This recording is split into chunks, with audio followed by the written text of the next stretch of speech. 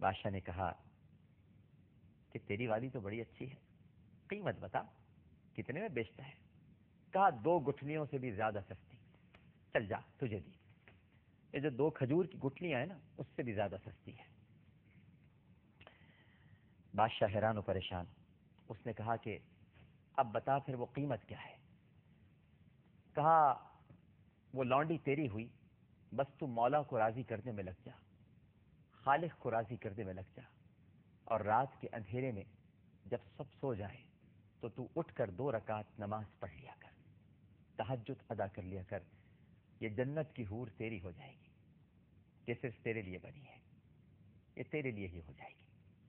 بندوں کو راضی کر، انہیں تکلیف نہ دے، انہیں پریشانی مت دے، ان کو دکھ مت پہنچا، ان کو درد مت پہنچا، ان کا خیال کر، ان کے دکھوں کو بانٹ لے، اور رات کو اٹھ کر اپنے رب کے حضور گڑ گڑایا کر، دیکھ یہ لونڈی تیری ہو جائے گی، میرے پاس تو ہے یہ لونڈی میں تجھے دیتا ہوں جو مشک اور عنبر سے بنی ہے۔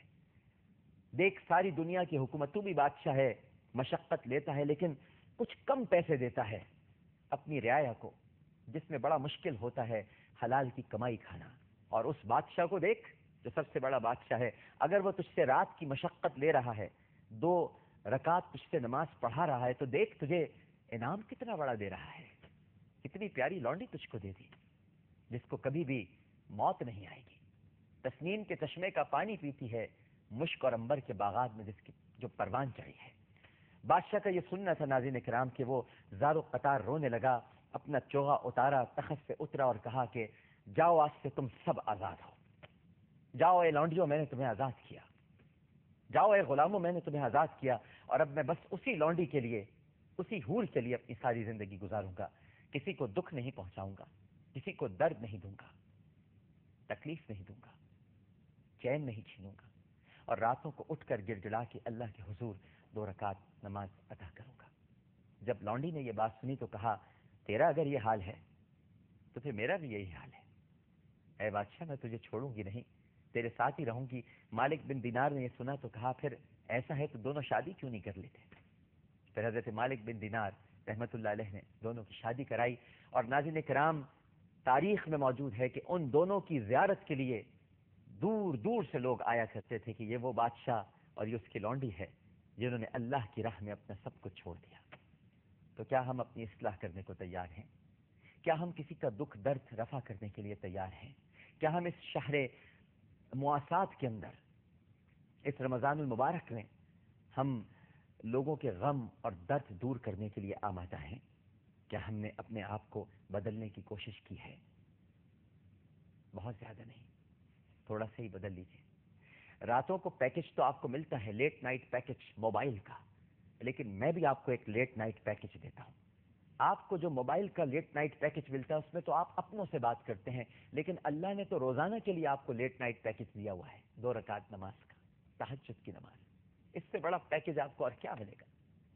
اللہ تعالیٰ کا ٹیلی فون نمبر ہے باقاعدہ، اور وہ ٹیلی فون نمبر ہے 24434 24434۔ 2 رکعت فجر کی، 4 رکعت ظہر کی، 4 رکعت عصر کی، 3 رکعت مغرب کی، 4 رکعت عشاء کی۔ اور اگر یہ نمبر ملنے میں کبھی دشواری ہو تو ہاٹ لائن بھی ہے، اور وہ صرف 2 ہے، یعنی 2 رکعت تہجد۔ اس لیٹ نائٹ پیکج کو ضائع مت کیجیے، اور خاص طور پر رمضان میں تو بالکل بھی ضائع مت کیجیے۔ دیکھتے ہیں اس ہمارے ساتھ ٹیلی فون لائن پر کون موجود ہے۔ السلام علیکم۔ وعلیکم السلام۔ جی کون صاحبہ بات کر رہی ہیں؟ کون صاحبہ بات کر رہی ہیں؟ ہیلو السلام علیکم۔ وعلیکم السلام، کون صاحبہ بات کر رہی ہیں؟ میں دبئی سے بات کر رہی ہوں، بیٹا نام کا تعارف نہیں ضروری سمجھتی۔ اچھا نہیں بتائیے اپنا نام، بتائیے۔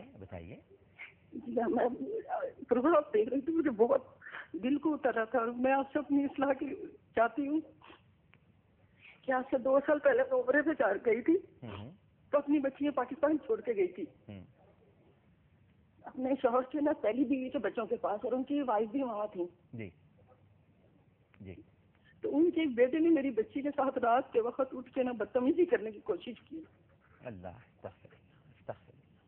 اپنے کپڑے اتار کے اس کے پر کھڑا ہو گیا اس کے پاس، اور اس کے جسم کو چھیڑنے لگا. میری بچی تڑپ گئی کہ یہ میرا بھائی ہے جس کی میں اتنی عزت کرتی ہوں, قدر کرتی ہوں. بس آپ پورا واقعہ مت بتائیے, میں سمجھ گیا. اللہ تعالیٰ بس میں سمجھ رہا ہوں آپ کے درد کو, آپ کے دکھ کو, اور جو آپ کے اندر غم پل رہا ہے.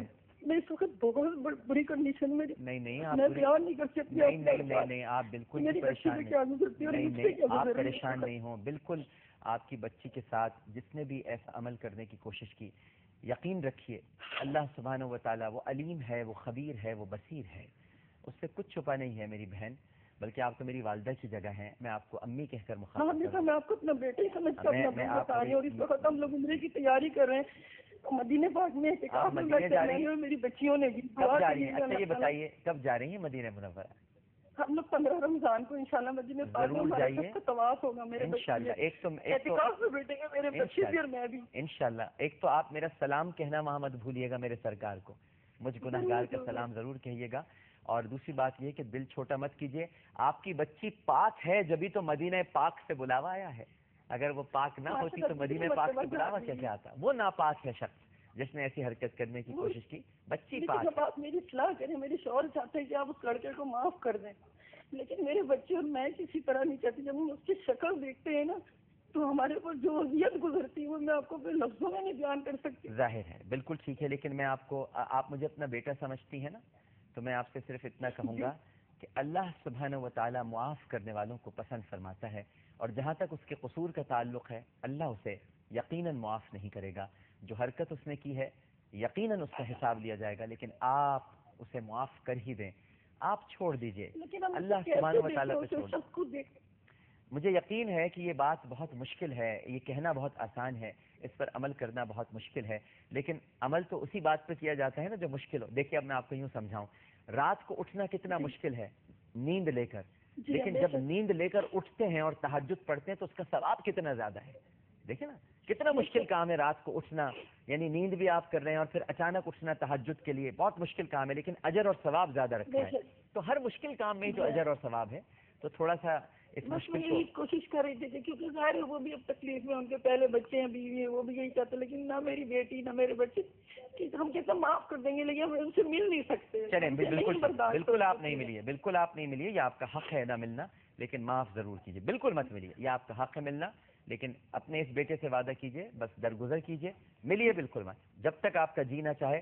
اور آپ کا جی پلٹے گا انشاءاللہ مدینہ منورہ میں, اور جو وہاں سے فیصلہ ہو سرکار دو عالم صلی اللہ علیہ وآلہ وسلم کے روضے اقدس پہ جا کے, عمرہ کر کے آئی, میں نے رب کے آگے میں جو عرض کر رہا ہوں وہ سنیے جی, میں جو عرض کر رہا ہوں وہ سنیے کہ وہاں روضے اقدس پہ جا کے جب دل جو گواہی دے پھر وہ کیجیے, ٹھیک ہے نا, وہاں سے فیصلہ لیجیے. بہت شکریہ میری بہن کال کرنے کا.